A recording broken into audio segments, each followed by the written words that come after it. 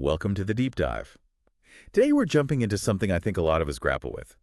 Understanding and maybe more importantly, leading people who might seem, well, difficult. Yeah, it's a common challenge. Right. And you've shared some really great material on this. So our mission today is to pull out the practical gold. You know, the strategies, the mindset shifts that can help you navigate these tricky dynamics, maybe even turn things around a bit. Yeah. We're mostly going to be drawing from Alan Willett's Leading the Unleadable. Exactly. And it's not about like a magic fix. It's more about looking at things differently. A different lens. Yeah, a different lens and getting some actual steps you can take that, might lead to real results, moving from constantly fighting fires to understanding what's fueling them. Okay, let's get right into it then. The book kicks off by talking about accepting this call of exceptional leadership. It frames dealing with these tough situations not just as a burden, but as a real chance to, step up your leadership game. Yeah, it's an opportunity, really. And it gives 5 key actions. First, be fearless. Say no when you need to. Second, build a sort of community, other strong leaders around you. Support network. Third, and it's pretty blunt here, stop whining. Yeah, direct. Fourth, learn to actually love the challenge of transformation. And fifth, accept that setbacks, they're just part of learning. Does that ring true for you, that feeling of dread before tackling a sticky situation? Oh, absolutely. I think almost everyone feels that. But the reframe here is key, isn't it? It's not about wishing it away, but seeing it as, okay, this is my development opportunity as a leader. And that saying no part, that's huge. Protecting your focus. Exactly. So you can tackle the real issues, not just every little thing that pops up. And building that community, you're not alone in this. Having that network, super valuable. Makes total sense. Okay, so you decide, right, you're going to lean into this challenge. Right. Then the book dives into mindset. This feels foundational. It really is the bedrock. Willett lays out 7 key shifts in thinking. First, appreciating the diversity of every leaf. That's his analogy. Like every person is unique. Yeah, exactly. Even the challenging ones bring something unique. Look for that value. Then, start by assuming good intentions. That one. That can be tough sometimes, right? It really can be, especially when you're frustrated. But it's such a powerful starting point. What is that? Because it makes you dig a bit deeper. Like, why are they acting this way? What's going on underneath? It doesn't excuse the behavior, not at all. No. But it opens the door to understanding and maybe finding a way forward. Okay. What else? Accepting reality, but not being defined by it. Setting a high bar that people actually want to reach. Understanding how powerful a really cohesive team is, when they gel. Yeah. Seeing trouble not as a personal attack, but as data. Information-rich data. I like that one. And finally, really owning your leadership power, your authority. Thinking about your own world, which of those mindset shifts feels like it might hit home the most for you? For me, I think the trouble is information-rich data. It's just so easy to get caught up emotionally, But stepping back, seeing it as just data. What's the pattern? What are the triggers? That feels way more proactive, less draining. Definitely. Take some of the personal sting out of it. Okay, so mindset's shifting. What's next? It's about tuning in, sharpening your awareness. The book calls it fine-tuning your radar for trouble. Early detection.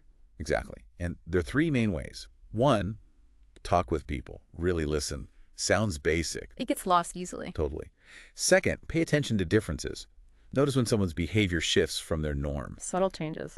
And third, look beyond the surface data. Don't just rely on reports. Understand the human dynamics underneath. In your own experience, which of those is maybe the hardest to do consistently? Listening, noticing differences, or looking deeper? Probably requires real intentionality, right? Actually making time for those informal chats. And when you are talking, really focusing, not just what's said, but what's not said. Noticing those little shifts in how the team feels, someone's mood. Right. And just being curious when the numbers don't quite match the vibe, digging deeper, developing that sort of holistic sense of what's really going on. Right. Okay, so mindset's there, radar's tuned. Now, the action part, this is crucial. The book gives a 10-step process for dealing with troublesome behavior. A roadmap. Pretty much. Yep. Step 1, meet in private. Shows respect right away. Good start. Then, deliver the message, respectfully, empathetically, concisely, and key point, without judgment. Sets the right tone. Totally. Then, step 3, wait patiently for their response. Just wait. Give them space. Yeah. Be present. Yeah. Step 5, Listen to understand. Really get their perspective. Huh. 6, reflect back what you heard. Make sure you got it right. Confirmation. Yeah. 7, discuss the impact of the behavior. Make sure they see the consequences on them, the team, whoever.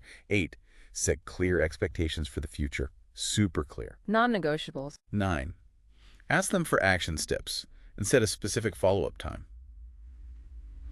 Collaborative. Ownership. And finally, 10, summarize the meeting and the actions. Quite a structured approach. Could you maybe walk us through a quick example? How might this actually play out? Sure. Okay, let's say, imagine a team member consistently misses deadlines, and it's impacting the whole team's progress. Okay. So following the steps.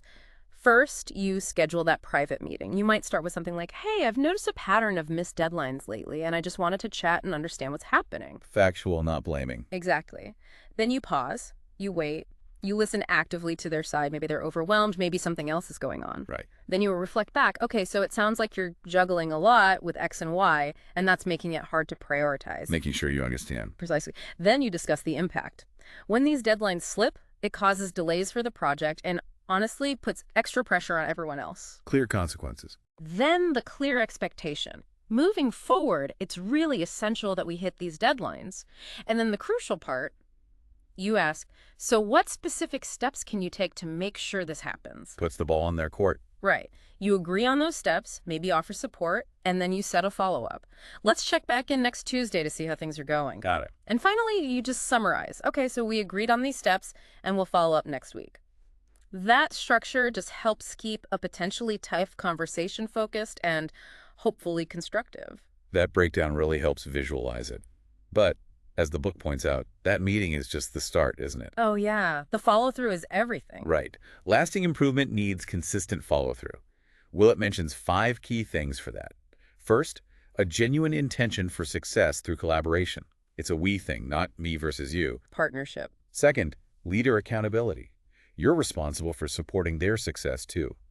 Third, actually believing change is possible. Having that genuine belief. Mindset again. Fourth, regular check-ins. Don't just wait for another problem. Proactive. And fifth, recognizing achieved success. Not just effort, but actual progress, even small wins. Why is that ongoing follow-up so critical? Well, because it shows you're serious, right? It reinforces that the agreed changes matter. Those check-ins, they're chances to offer support, spot new roadblocks, maybe tweak the plan if needed, and celebrating the wins, even small ones, that builds momentum. It encourages them. Yeah, makes sense. It shows you're actually invested in their growth and in the team succeeding. Okay, so you're doing all this, but sometimes improvement just doesn't happen. Unfortunately, yeah. That's a reality, too. The book tackles that really tough decision. When do you think about removing someone? It gives 5 key questions to mull over. First, have they shown willingness and ability to actually use feedback to improve? Are they trying? Are they capable of changing? Yeah. Or is it constant deflection, blaming? That's a red flag. Yeah. Second, how well liked, or maybe better put, respected are they in the wider organization? Can they work well with others? Their network effect, kinda? Third, do they raise others' performance through collaboration? Or drag things down, net positive or negative? Team impact. Fourth, do their skills and experience fit current and future needs? And what's the impact if they leave? Skills gap analysis, basically. And finally, how likely are you to find someone similar externally reasonably quickly? It's a pragmatic, tough list. Very tough, and often emotional.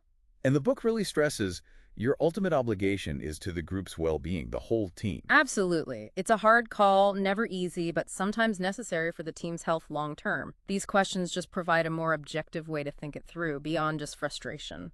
So we've talked a lot about reacting to trouble, but ideally you prevent it, right? That's the goal, proactive leadership. So the book shifts to that, starting with setting an inspiring vision. 4 elements here. 1, start with the big why, the purpose. Why are we even doing this? 2, frame goals as going somewhere inspiring, not just hitting targets. 3, use language that creates like a visceral emotional connection. Make them feel it. And 4, leave room for people to find their own meaning in it. Take ownership. How can leaders actually do that? Create that shared vision? Uh, it really comes down to clear, consistent communication, I think. Talking about it a lot. Yeah, talking about the purpose, connecting individual roles to that big picture, painting that vivid picture of the future you're building together. Storytelling. Storytelling helps, absolutely. Examples that resonate emotionally and involving the team, getting their input on the vision, how it applies to them, that builds real buy-in, shared ownership. Okay, last big piece here, setting clear expectations of excellence. Crucial. So much friction comes from unclear expectations. The book says consider the organizational context, the mission, the vision, and also look externally. What does excellence look like out there in the industry? Benchmarking, yeah. It makes you think, how clear are expectations in your own environment? Because often what we see as difficult behavior might just stem from a mismatch, right? Yeah. A disconnect between what's expected and what's understood. Precisely. Clear expectations are like the guardrails. When people know exactly what's expected and why, they're far more likely to meet or even exceed those expectations. It cuts down on ambiguity, misunderstandings, builds a foundation for accountability. Right. So as we kind of wrap up this deep dive into leading the unleadable, it's clear there's no magic bullet. Definitely not.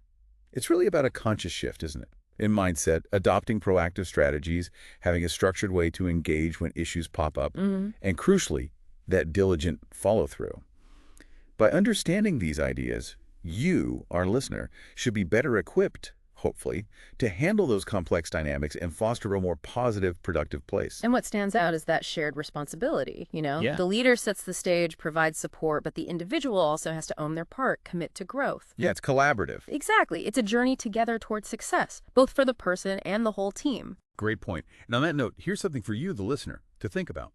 Considering everything we've discussed today, what's one specific, maybe even small change you could make right away in how you interact with someone you find challenging, just to foster a bit more understanding or collaboration?